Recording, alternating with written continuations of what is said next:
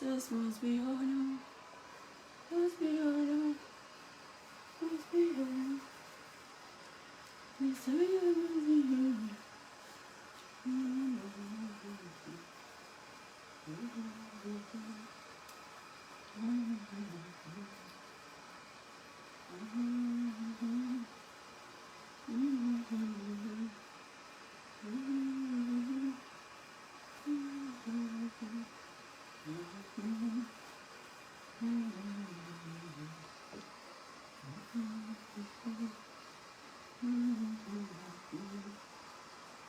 Hello, how are you? What's up?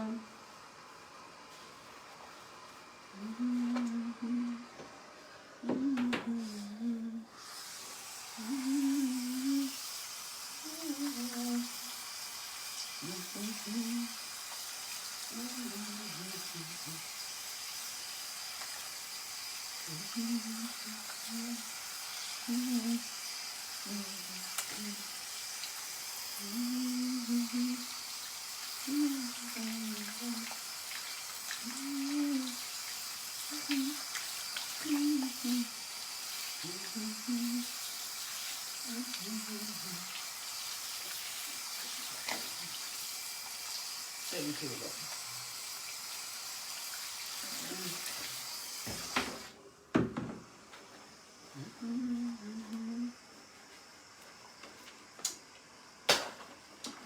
Yeah. Hello. Let's pray. I can't do anything without prayer, actually. Father, in Jesus' name, in the mighty name of Jesus, Heavenly Father, I say thank you once again because you are God. Nobody like you from me, so why not to shout and be that exalted? Will Lord be glorified forever in Jesus' name. Lord, I thank you for the love you have for me. Thank you because you love me so much. Thank you because there's nobody like you. Hallelujah be unto your name. In Jesus' name. I want to speak right now. Oh Lord, take total control in the name of Jesus. Ọlọ́run gbàkóso lórúkọ Jésù. Olúwa gbàkóso. Olúwa gbẹnu mi sọ̀rọ̀. Má jẹ́ ṣìṣì. Gbogbo àwọn ẹ̀dá tó ń gbógun ní kọ̀kọ̀ àti ní gbangba tí ayé mi tí ọmọ tẹ́ fún mi síra. Gbogbo wọn pátá. Ọlọ́run ẹ̀sìn ló tọ́ sí wọn. Bàbá bá mi fi wọ́n ṣe ẹ̀sìn ayérayé. Kó gbàgbára lọ́wọ́ gbogbo wọn pátá. Kó forí wọn ojú wọn gbolẹ̀. Kó Olúwa fi ìyà jẹ wọ́n. Ọlọ́run jà fún èmi Bọ́lá Fọláṣadé. Jà fún Adébùkọ́lá o. Gbogbo ogun tó ń fà wá fà, gbogbo ogun tó dá ogun tiwa, Ọlọ́run kọlù gbogbo wọn pátápátá. Olúwa fi ikú ṣe ìdájọ́ wọn, ikú sáàrin wọn. Ẹni tó sì dúró tó lòun ò ní gbọ́ òun nígbà lórí ọ̀rọ̀ mi fún ibi, Ọlọ́run fi ikú ṣe ìdájọ́ ẹ̀. Olúwa fi ikú palẹ̀ rẹ̀ mọ́. Ọlọ́run jà fún mi sẹ́, jà fún Sarah, jà fún gbogbo àwọn tó bá fẹ́ mi fẹ́ rí. Ogun yìí ẹni kí n wẹ̀yìn mọ́ mi ò ní rí wọn. Ẹni tó bá lóun máa tún gbógun dìde sí mi, ẹ yóò fi àkọ́bí rẹ̀ bẹ̀rẹ̀, yóò fi àbíkẹ́yìn rẹ̀ parí rẹ̀. Ọlọ́run mo gbàdúrà gbogbo ẹnikẹ́ni tàbí nínú obìnrin tó dáná ogun ní orúkọ Jésù. Ọlọ́jọ́ ń fi àkọ́bí wọn bẹ̀rẹ̀, kó ń fi àbíkẹ́yìn parí rẹ̀. Ìyẹn mi pé àkọ́bí wọn kó fòṣọ́lẹ̀ kó kú lójú wọn. Èyí tó bá tún gbẹ̀yìn nínú ọmọ wọn kó tún máa fòṣọ́lẹ̀ kó máa kú. Ẹni bá lóun ò ní fún mi sílọ́run sílẹ̀, ó yá kó fọmọ ṣòfò, ó yá kó ṣòfò ọmọ sọnà, ó yá kí ayé rẹ̀ kó bàjẹ́. Èmi Bọ́lá Fọláṣadé mi ò ní kú lọ́mọdé o, ibi ò sì ní bá mi, orí mi ò ní gbàbọ̀dẹ̀. Mo ti mọjọ́ ìbí Sarah, mi ò ní mọjọ́ ikú rẹ̀. Ẹni gbógun tọmọ náà, ó yẹ wọlé lọ, ó yẹ dòkú, ó yẹ kúkú gbóná, ó yẹ kúkú yà. Bẹ́ẹ̀ ni yóò rí o, in Jesus name. Ọlọ́run jọ̀ọ́, ohun tí mo hate láyé má jẹ́ n become. I reject it. Ẹ̀mí èṣù, Olúwa má jẹ́ wọnú Sarah, má jẹ́ wọnú ọmọ tó fún mi, má jẹ́ wọnú ayé mi. Olúwa sọ wá di mímọ́, ṣàánú fún ẹlẹ́dàá, ṣàánú fún wa ẹ̀ṣẹ̀dá. Má jẹ́ ọmọ burúkú lórí Adébùkọ́lá. Olúwa bá gbogbo rẹ̀ jẹ́. Ogun lé bàbá kò ní jà ẹ́ Sarah, kò ní jà èmi náà mọ́. Ogun lé ìyá o kò ní ní ipa lórí wa. Thank you, Father, because you answer prayer. In Jesus' name I pray. Amen. Good afternoon, good morning. Wọ́n dọ́wọ́ ibikíbi tí ẹ bá wà tẹ́ tí ń wò mí. Ẹ má bínú bí mo ṣe ṣáàtì lónìí. I just want to say some things, you know. Tí n bá ṣe díẹ̀ bí, màá tún lọ ṣe yòókù ní inú ilé. I'm not showing up, okay? Yeah.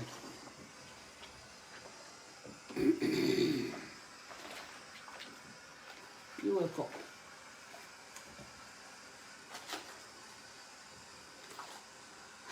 I want to talk about my ex. And I want people to learn from whatever happened. I tell you, I am a good example.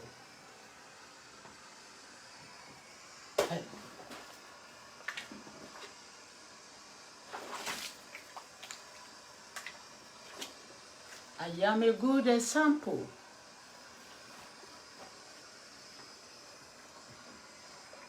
Most of the time, I always soak myself like this. If I want to use shower, I use the other side. I want to talk about my ex, actually.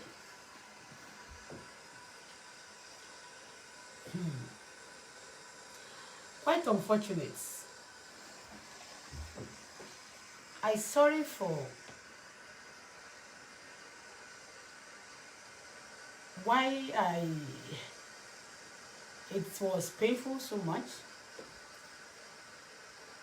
It's no longer my husband before he passed away. But he's still a father of my baby. And I want you guys to learn from one thing or the other. Learn from my story. I bring you raw story, nothing but the truth. That there is evil one in my year.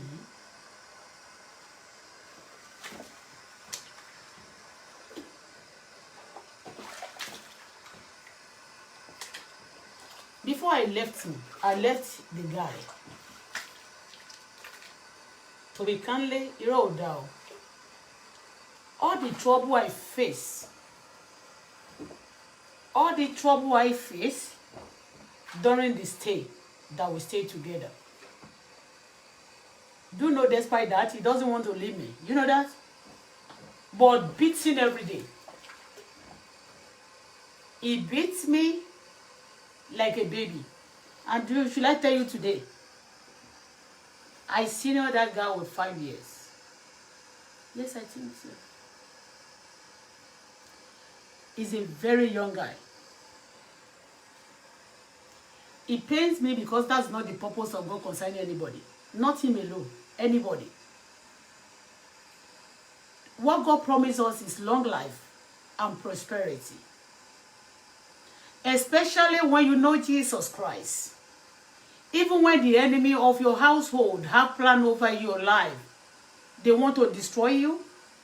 The moment you give your life to Christ, the Bible will make us to understand that that is the reason why the Son of God made manifest to destroy the work of the devil. To tell you that every plans of the enemy will be shattered and be destroyed and be cancelled the moment you accept Jesus Christ into your life originally. But when you call in Jesus Christ and then you also live your life to please your body, to please your family, your brother, your sister, your mother, your father, that they are not born again, that they are possessed by evil, but they are, demonized and wicked. Do you know what? Those power, those promises of God is not for you. It's only for those people who believe truly in Christ. Those people who serve God with all their mind and who run away from sin.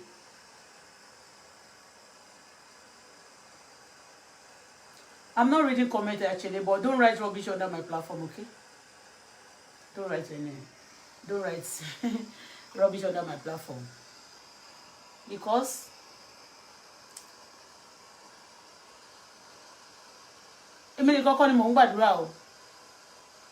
but I'm very sure of my own prayer.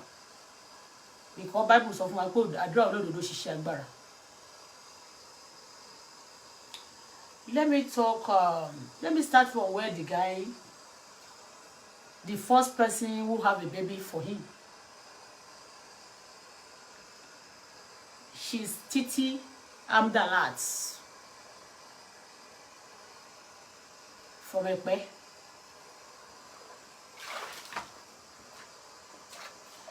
Anybody tó bá mọ ilé wọn, ilé ìbẹ̀rù ni wọ́n máa ń pè wọ́n ní Ògùngọ̀. Ilé ìyá ẹ̀ àti ilé ìyá Délé ó face ara wọn báyìí ni ilé ìyá Délé orí ẹ̀ burú ilé ìyá Délé ó jẹ́ dáńsẹ̀ báyìí ilé Amdalat ó wà ní ẹ̀gbẹ́ mẹ́yẹ. People don't want me to talk about it. Why not? Why not? Let's talk about it.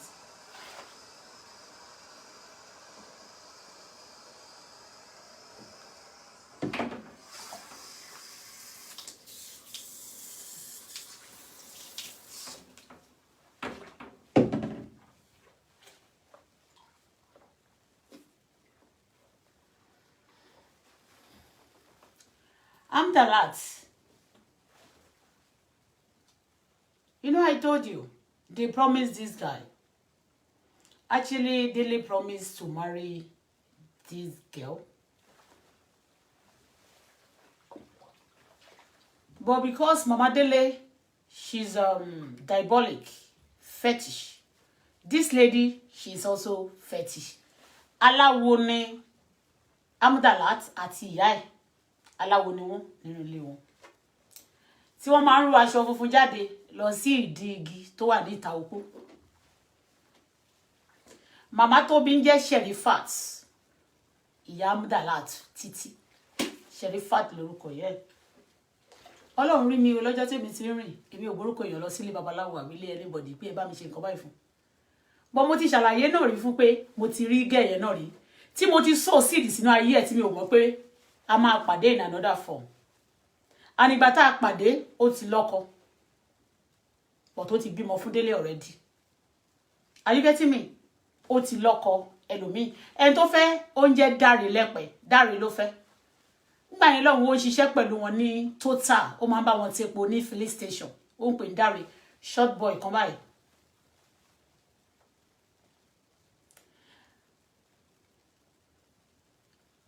Ṣùgbọ́n Délé ti máa ń sọ wípé ó sọ fún Délé ó promise Délé pé ẹni tó bá ti máa fẹ́ dé pé Délé ó máa make sure pé ẹsẹ̀ ò pé mẹ́rin ní orí bẹ́ẹ̀dì ẹ̀.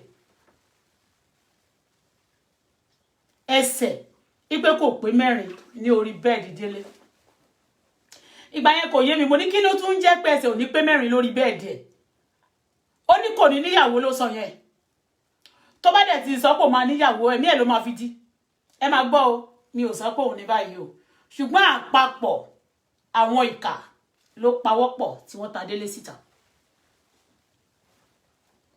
Àpapọ̀ kí ni ìkà ló pawọ́pọ̀ tó ta Délé síta. Tí Délé wá di ẹnu òun náà wá ṣe kí nígbà tó gba Jésù gbọ́ tó mọ Jésù ta dẹ̀ ń pè lójoojúmọ́ bá ṣe ń gbàdúrà yẹn kó wá appreciate ẹni tí Ọlọ́run fún for saviour. Ọlọ́run á máa fún ẹ ní áńgẹ́lì ẹ. Ṣùgbọ́n tó o bá ti fọwọ́ ara rẹ lé áńgẹ́lì rẹ lọ àbí tó o bá crucify áńgẹ́lì ẹ àbí tó o bá dúbọ áńgẹ́lì ẹ then who is going to save you? Everybody has their angel. Mo jẹ́ áńgẹ́lì fún ọmọ mi Sarah ó dẹ̀ jẹ́ áńgẹ́lì fún èmi náà bákan náà. Mo jẹ́ áńgẹ́lì fún many people yẹn mi pé àwọn tó bá ti lò mí fún láti sọ pé ẹ ti wà nínú ayé kan tí kò dára tẹ́lẹ̀ tí Ọlọ́run sì wá mú yín wá bóyá nípa ìpọ́njú ni àbí wọ́n ti ọ̀dẹ̀ ọ̀dà tí Ọlọ́run bá mú mi wá láti ṣe wọ́n ti ọ̀dẹ̀ ọ̀dà fún yín. Ìyẹn mi pé áńgẹ́lì yín ni mo jẹ́. Ìwọ náà tí Ọlọ́run bá sì lò èmi máa ń recognize àwọn áńgẹ́lì mi if you don't know for your information. That's why àwọn èèyàn máa ṣe ń rò pé he always force himself upon people. Àwọn èèyàn tí máa ń sọ tí máa ń force ara mi actually mo máa ń ṣe àwọn kọ̀ọ̀kan kọjá extremely. Ẹ mọ̀ kéèyàn kọjá wàsá kó kọjá gèjìà bí èdè Haúsá mo máa ń ṣe àwọn kọ̀ọ̀kan kọjá wàsá. Àdúrà mi mo máa ń gbà kọjá wàsá. Ọ̀rọ̀ sísọ nígbà mìíràn tí n bá fẹ́ tẹnu mo máa sọ kọjá kí ló ṣẹlẹ̀ kí ló bá ilé ìdè.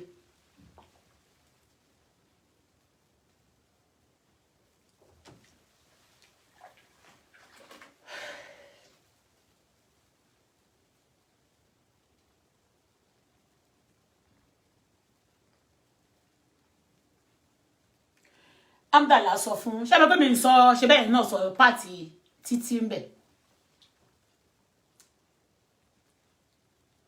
Kò ká nídìí láti purọ́. Àwọn kan wà nínú ayé yìí wọ́n máa ń sọ pé wọ́n wà generous and they choose to love some people either they are bad or not. They just choose to love them, okay? And tó bá dẹ̀ choose láti love wọn there's something that is going on. Either God want to use them for them. There is a purpose for everything. tí mi ò bá parí nínú bàtì, I will stand up and I will continue because I know a lot of people are coming to this chat now because I'm bathing, and this is the first time doing such tí ma kọ́kọ́ ṣe chat báyìí. Àwọn ẹlòmíì tẹ̀ máa tó tẹ̀ tí rí kó gánú báfù ni kò ṣe. I love to soak myself at times because when you irú àwọn tó jẹ́ pé tí àwọn kan bá sọ pé wọ́n ń jó iná blabla pé iná ni wọ́n, omi ni wà tó jẹ́ wípé bí omi ṣe wà yẹn ó burú ju iná lọ.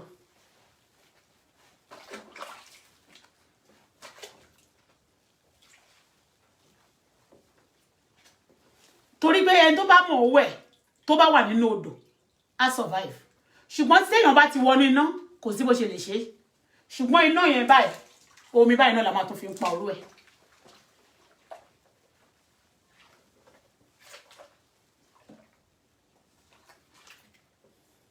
Títí Amdalat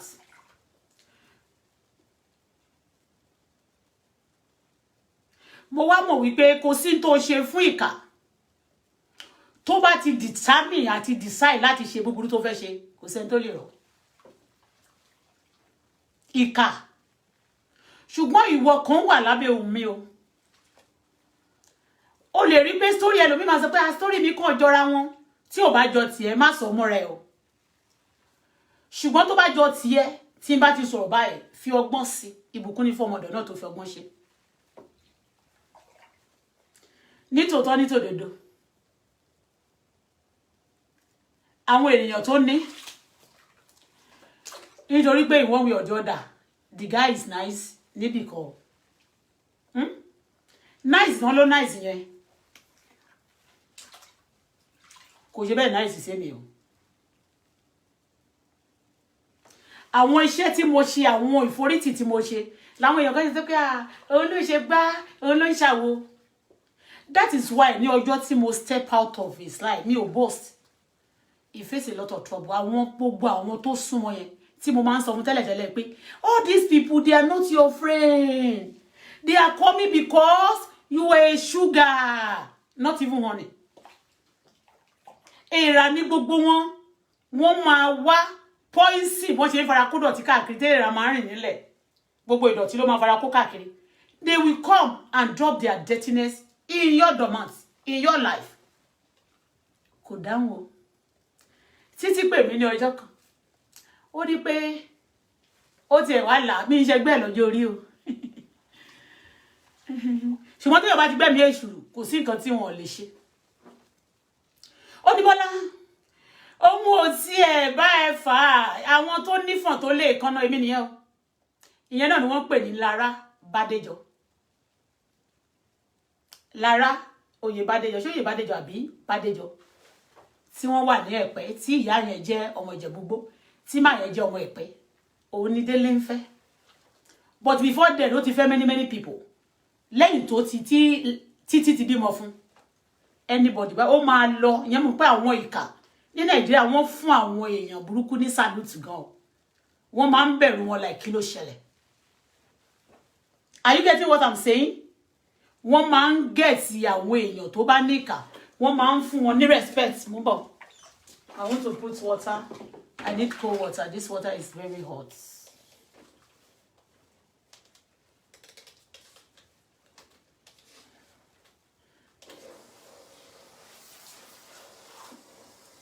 Yes.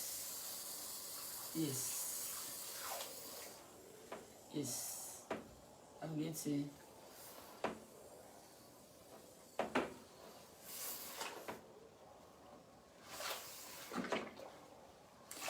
Story yẹn dẹ̀ máa gùn. Mi ò rí pé mo máa lè pẹ́ nínú shower yìí. Nínú bàtì yìí. Pé màá lè pẹ́ like 2 hours. Kí n má bàa dẹja. Mo dẹ̀ máa sọ àwọn ìran náà tí mo rí. And I came to do my chat nínú bàtì mi. Àbí báwo? Ìbáwo èèyàn máa lọ́wọ́ ẹ̀ swimming pool? Àbí? I do that before. Àbí kí nìyẹn ṣe? Iṣẹ́ yẹn ti sọ pé mi ní lè preach Jésù.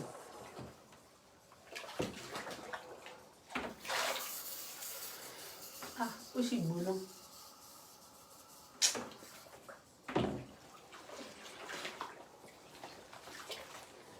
jẹ́ kí n pa ní ó sì gbóná o.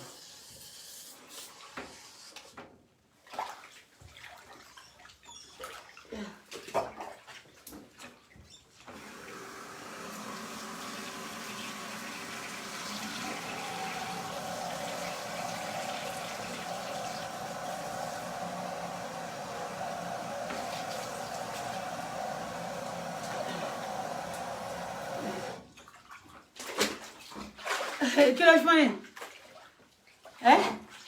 Kí ló ṣẹlẹ̀? Kí ló dé? Kí ló dé?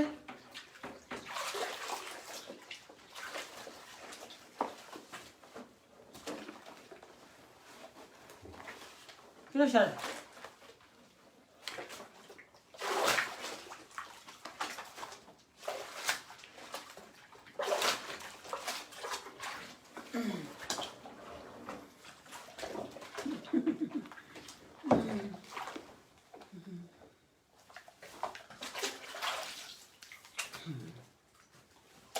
Ó pè mí níjọ́ náà lọ́hùn.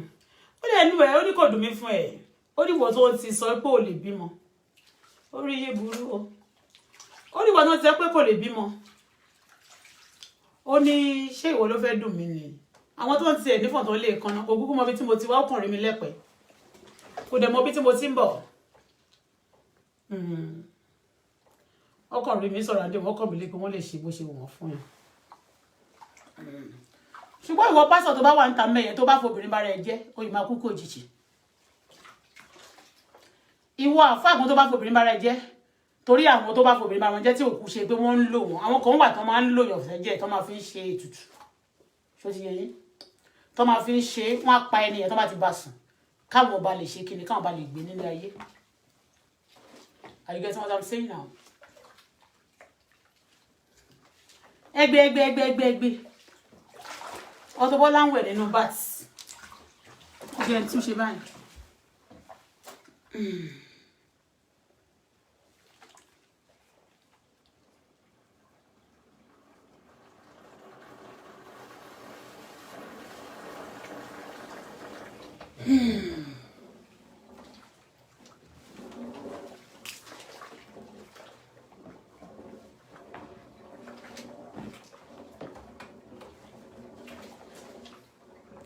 Ẹ máa bá mi ká lọ lórí story náà ó máa gùn ṣàlàáfíà lẹ́wà ẹ jẹ́ kí n wá aṣọ mi kí n ṣe tán mo lè má make up o bọ̀ máa wọṣọ máa dẹ̀ wá sórí live chat join me ẹ mọ̀ pé 2.6 nsìn torí pé mo wà nínú bat mi tí mo dẹ̀ soak ara mi ṣé mo pẹ́ ti sọ pé bat kan ò lè gbà mí bẹ́ẹ̀ ṣe máa ń jókòó sínú ẹ̀ náà rèé àbí bẹ́ẹ̀ kọ́ mo ṣe nì ẹni tó bá ní kí la fẹ́ ṣe àmàdẹ̀ ṣe wọ́n ṣó ti yé yín ẹ pàdé mi very soon nígbà tẹ́ bá máa padà wá ilé má pọ̀ tó yìí o torí tẹ́ fẹ́ wò náà ni pé ẹ crop bẹ́ẹ̀ o ẹ ti gbọ́ aláyé bàjẹ́ àwọn èèyàn ìkà lọ́mọ ejò ìkà.